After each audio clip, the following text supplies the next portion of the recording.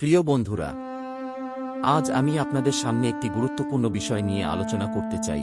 আঘাত ভোলা সহজ, কিন্তু অপমান ভোলা সহজ নয়। আমরা সবাই জীবনের বিভিন্ন পর্যায়ে আঘাত ও অপমানের সম্মুখীন হয়েছি।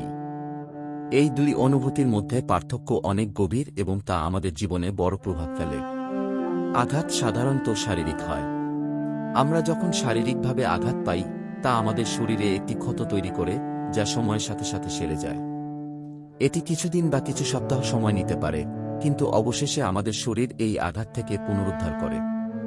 শারীরিক আঘাতের একটি গুণ হল যে এটি দৃশ্যমান এবং আমরা সহজেই এর চিকিৎসা করতে পারি।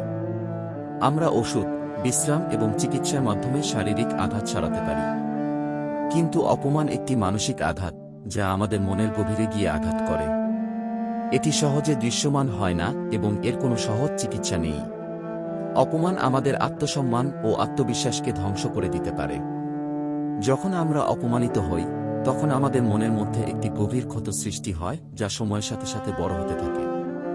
এই ক্ষত আমাদের মন থেকে সহজে মুছে যায় না এবং অনেক সময় জীবনভর থেকে যায়। আমরা কিভাবে এই মানসিক আঘাতের সাথে মোকাবিলা করতে পারি? কিভাবে আমরা অপমানকে কাটিয়ে উঠতে পারি?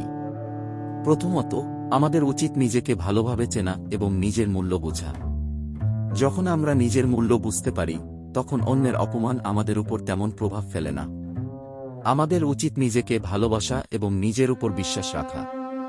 দ্বিতীয়ত, আমাদের উচিত অন্যের মতামতকে অতিরিক্ত গুরুত্ব না দেওয়া।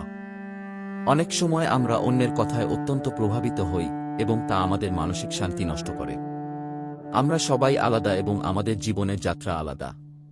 তাই অন্যের মতামতকে সবসময় সঠিক বলে ধরে নেওয়া উচিত নয়। তৃতীয়ত, আমাদের উচিত ক্ষমা করার মানসিকতা রাখা।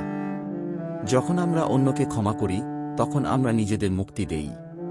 ক্ষমা করা মানে অপরাধকে মেনে নেওয়া নয়, বরং নিজেকে মানসিক শান্তি দেওয়া। এটি আমাদের মনকে মুক্ত করে এবং আমাদের সামনে এগিয়ে যেতে সাহায্য করে। চতুর্থত, আমাদের উচিত ইতিবাচক মানসিকতা বজায় রাখা।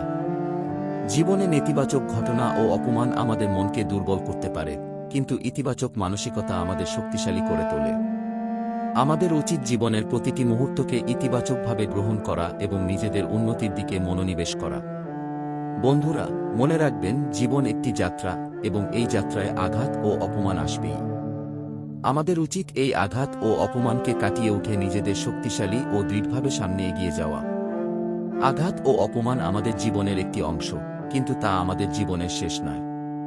আমরা যদি নিজেদের মূল্য বুঝতে পারি, নিজেদের ভালোবাসতে পারি এবং ইতিবাচক মানসিকতা বজায় রাখতে পারি, তাহলে আমরা জীবনের যে কোনো চ্যালেঞ্জ মোকাবিলা করতে সক্ষম হব।